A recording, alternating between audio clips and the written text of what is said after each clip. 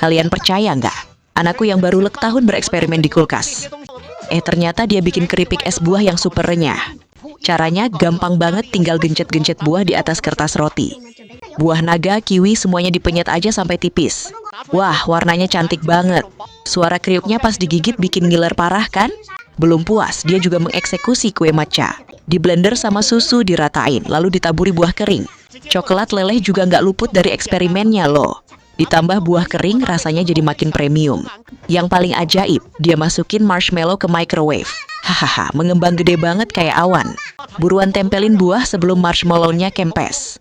Siapa sih yang bisa nolak camilan seenak ini?